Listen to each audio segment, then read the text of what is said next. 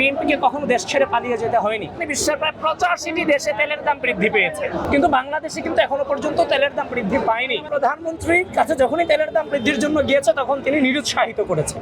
উনি একের পর এক যে দৃষ্টান্ত দেখিয়ে গিয়েছেন এবং প্রধানমন্ত্রী হিসেবে জনসাধারণের সামনে যেভাবে মিশে গিয়েছেন, আমরা এই চেঞ্জটাই চেয়েছিলাম। আমরা চেয়ারম্যানকে অনেক নামে ডাকতাম, সিনিয়র ভাইস চেয়ারম্যান, ভারপ্রাপ্ত চেয়ারম্যান, এরপরে ডাকলাম যে চেয়ারম্যান, এখন ডাকছি মাননীয় প্রধানমন্ত্রী।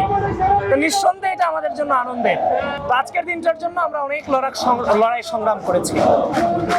সুস্থ রাজনৈতিক সংস্কৃতি প্রচলনে উনি যে প্রচেষ্টা চালিয়ে যাচ্ছেন, উনি এটা অব্যাহত রাখবেন এবং আমরা ওনার পাশে আমাদের সর্বোচ্চটুকু দিয়ে আছি এবং বাংলাদেশের মানুষ ওনার পাশে আছে। আমরা যে জেনজি জেনারেশন, এই জেনারেশনটা বড় হওয়ার পরে আমরা কখনো বাংলাদেশের সুস্থ রাজনৈতিক সংস্কৃতি, গণতান্ত্রিক মূল্যবোধ এবং নৈতিকতা দেখিনি। তো সবসময় আমি গর্বের সাথে বলতাম যে তারেক রহমানের নেতৃত্বে রাজনৈতিক সংস্কৃতি, গণতান্ত্রিক মূল্যবোধ এবং নৈতিকতা বাংলাদেশে ফিরবে এবং তিনি ক্ষমতা গ্রহণের কিংবা দায়িত্ব গ্রহণের পরপরই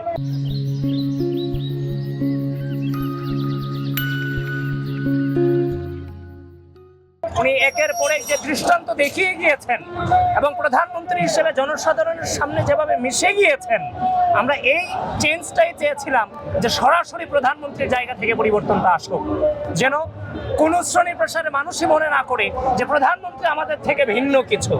বাংলাদেশ যখনই বিপদে পড়েছে তখন বিএনপিও বিপদে ছিল। বিএনপি যখন খারাপ ছিল, বাংলাদেশ তখন খারাপ ছিল। এবং আপনি দেখে থাকবেন বিএনপিকে কখনো দেশ ছেড়ে পালিয়ে যেতে হয়নি। বিএনপি সবসময় জনগণের পাশে ছিল বলেই শত দুর্যোগের মতো, হাজারো দুর্যোগের মাঝেও যখন দেশে কোনো পরিবর্তন আসছে, সেটার পজিটিভ রেজাল্টটা, প্রাকৃতিক রেজাল্টটা বিএনপির পক্ষে ছিল। কেন?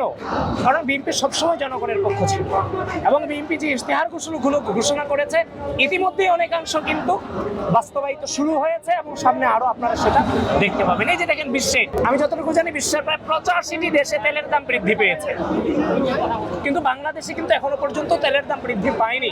বরঞ্চ প্রধানমন্ত্রীর কাছে যখনই তেলের দাম বৃদ্ধির জন্য গিয়েছে তখন তিনি নিরুৎসাহিত করেছে এবং যে আপনার বিশেষ করে কয়েকটা কূটনৈতিক সফলতা এখানে আছে।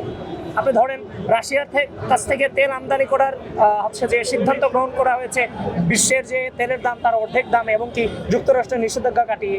তারপর ইরানের যে হরমুজ প্রণালীতে বাংলাদেশি জাহাজ যেন অবাধে বিচরণ করতে পারে সেটা অনুমতিও নেওয়া হয়েছে। সুতরাং নানান ধরনের সফলতাই আছে, ধীরে ধীরে এগুলো আরো পরিলক্ষিত হবে।